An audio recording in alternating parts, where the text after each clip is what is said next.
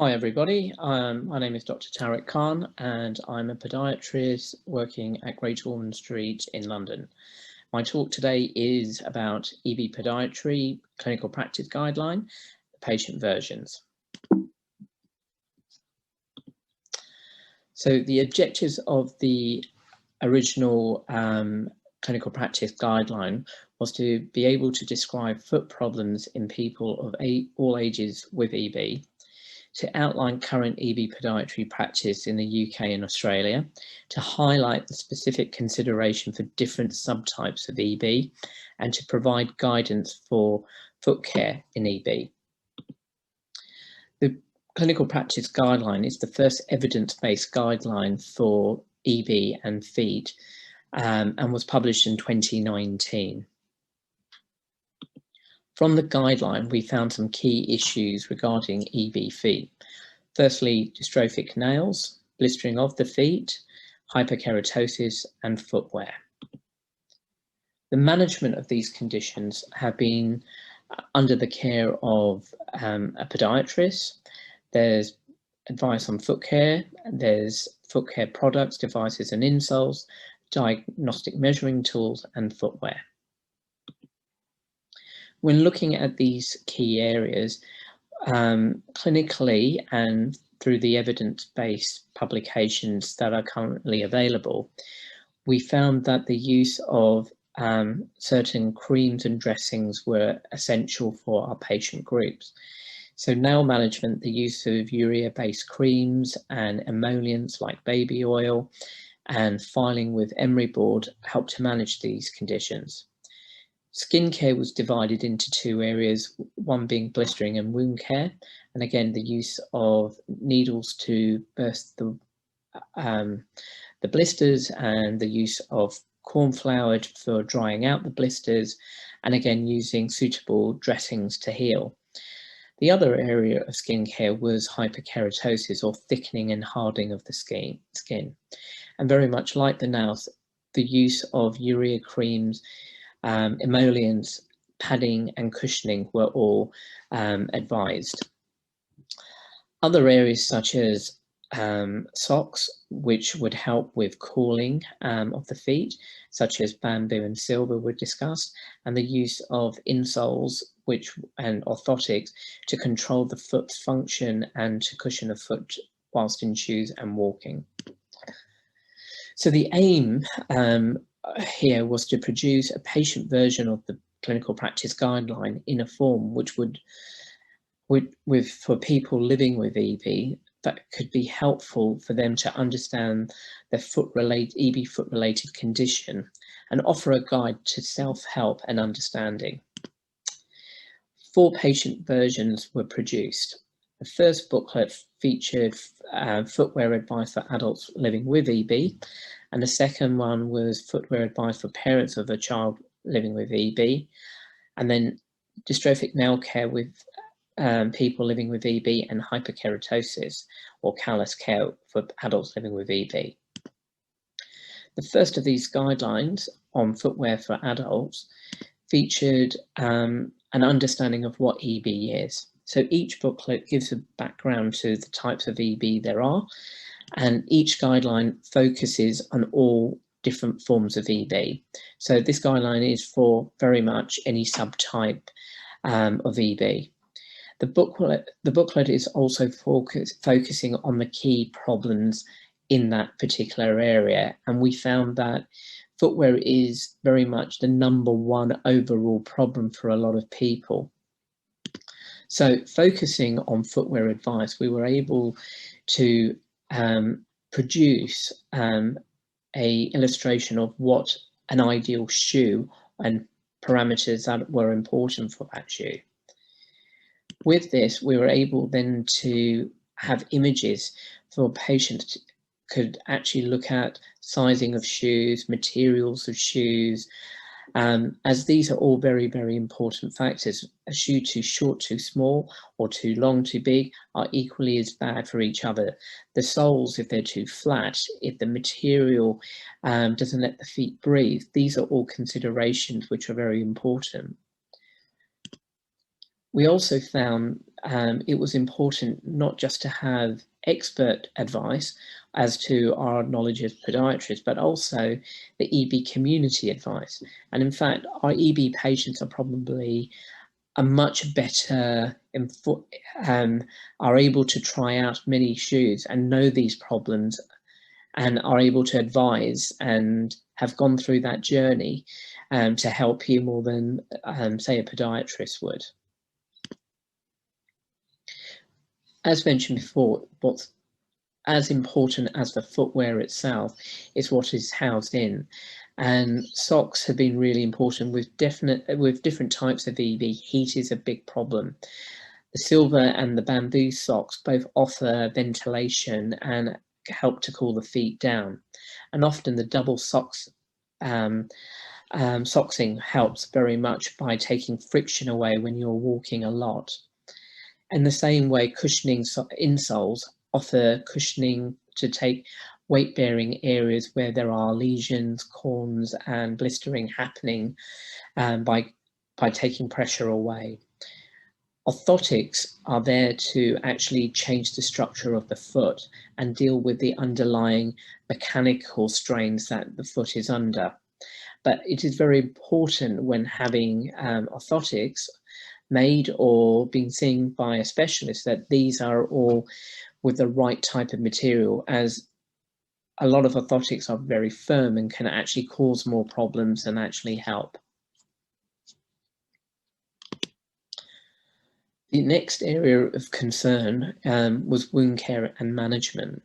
And of course, understanding that often with the foot, there is a lot of rubbing and friction and heat generation when your foot is cased in a shoe, being able to manage that successfully without getting secondary infections.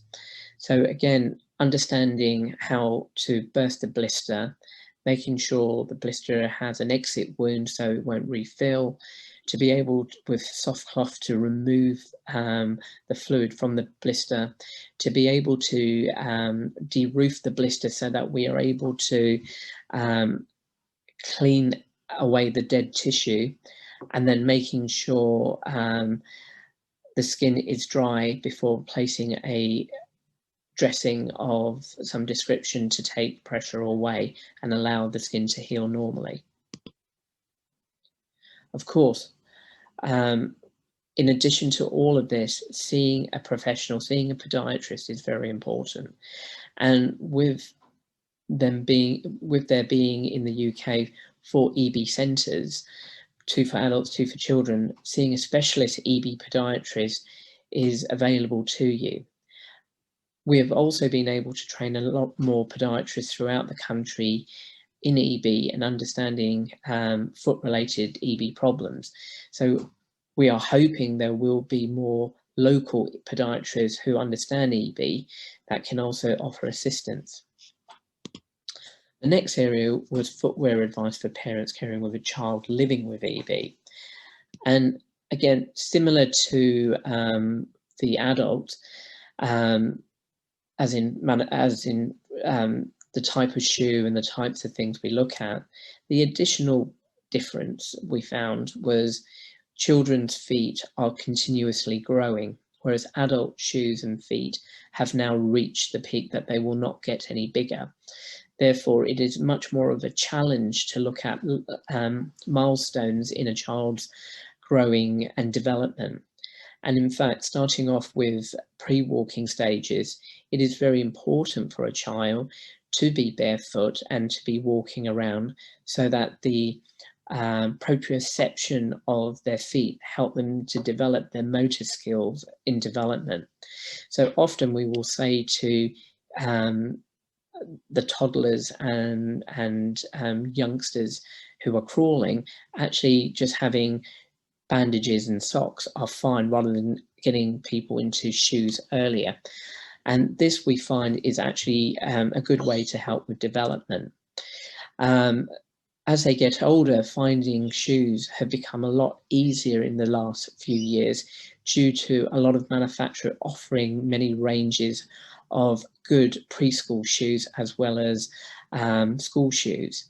And big manufacturers who are already available in your high street do cater for a lot of these sort of conditions. As mentioned before, footwear itself needs to be broad, ideally buckled and lace, incorporated heels for support. The sole needs to be breathable with cushioning, so it's not adding extra pressure. And again, the same sort of things with the size and fastenings and breathability is important. But a key area to think about is your patient. Children want to be the same as their friends and often do not want to stand out. So being able to get a more normal shoe is actually more important than being able to get maybe a orthopedic manufactured shoe. And a lot of the shoes today, whether they be the trainers or the runners or the Crocs, all do offer enough support and benefit for them to be able to have something that they can wear in addition to insoles or padding or plasters being applied to help with areas of their skin which is easily broken down. We found also that actually listening to our patients, we had a real understanding of what their desires and wants were. And like here with Eden, we have somebody who loves playing football, loves doing jiu-jitsu, and being able to speak to his sensei and his football coach, being able to help them to understand EB better has allowed Eden to continue to do all the things he wants.